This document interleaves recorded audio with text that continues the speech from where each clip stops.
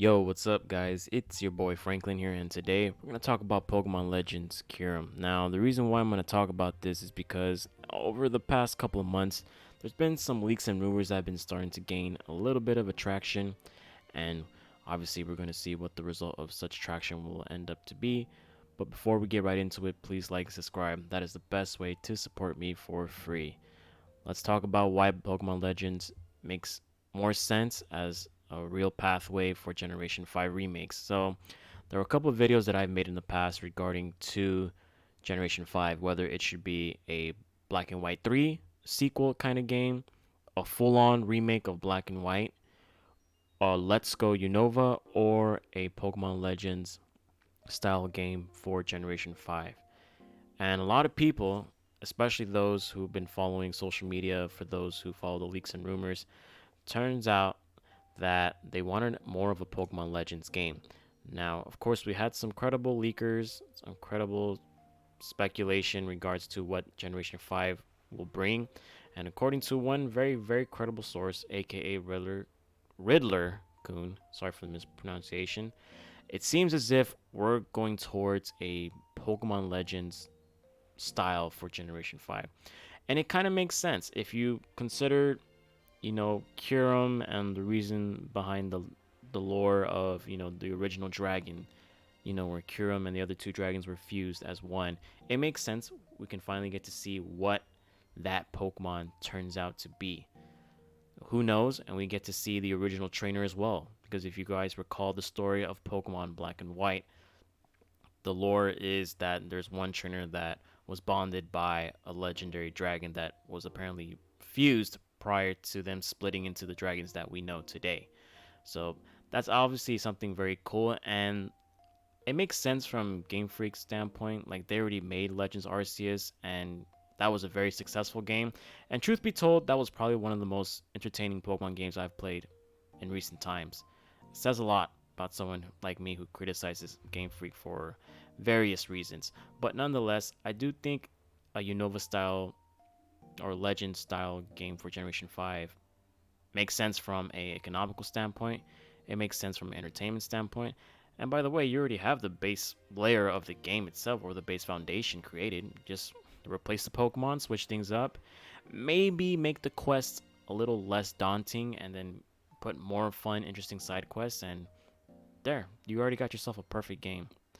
Now, as to what year or what's the timeline for such potential release, I'm expecting maybe late 2024. Now, Pokemon has had the habit of releasing games on a yearly basis, essentially.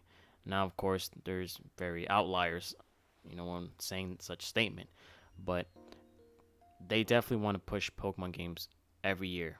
It's blatantly obvious whether it hits really hard on the quality or it hits really hard on the critical reception of such games. That remains to be seen. But I think 2024 or early 2025 makes sense from a timeline perspective. Now, again, they will probably never try to interfere a Pokemon game's release. I think they learned from Brilliant Diamond and Shining Pearl and Legends Arceus that that's a little too close to each other, and they're probably going to try to space themselves out. So once we determine what the release date of the Indigo Disc is, I think therefore maybe a couple months, maybe a whole year later, they can push a Generation 5 game, whether it's a remake, a sequel, or a straight up Legend style game. So I'm gonna go over a couple things. Obviously, I did talk about the Riddler. I mean, he's very well known in the Pokemon community in regards to leaks and potential spoilers. And a lot of people like Soul Silver Art that I'm displaying on the screen, they talk about the hints and what the Riddler's trying to say. But essentially, there are accounts like these that try to decipher what the Riddler's trying to say, and the DLC kind of reconfirms that there definitely is going to be a huge emphasis on Generation 5. If you guys recall in the Teal Mask DLC, you know, there's literally lines in the dialogue of the characters talking about students coming from the Unova region or an academy straight from Unova.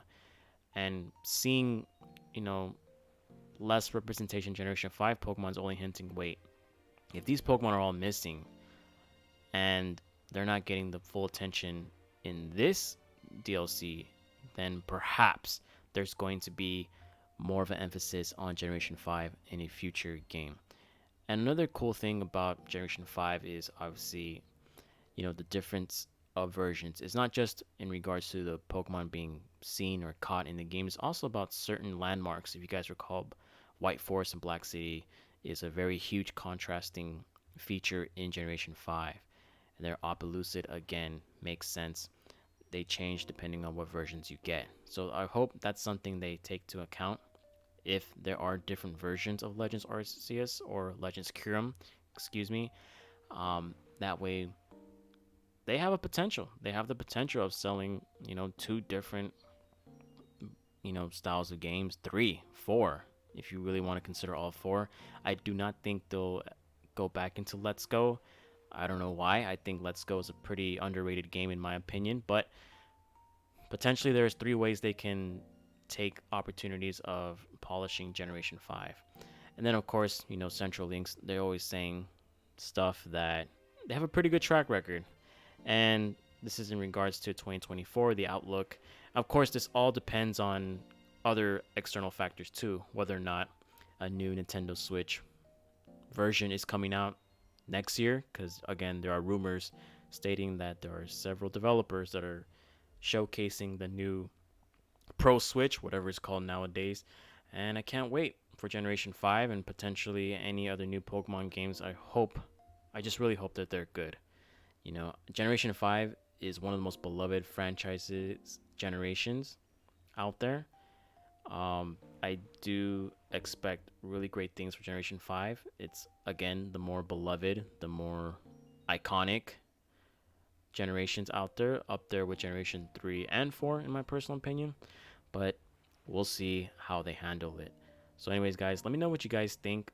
Does Pokemon Legends Kyurem make sense? Does the pathway make sense? I think it does from a logical standpoint and from a financial standpoint.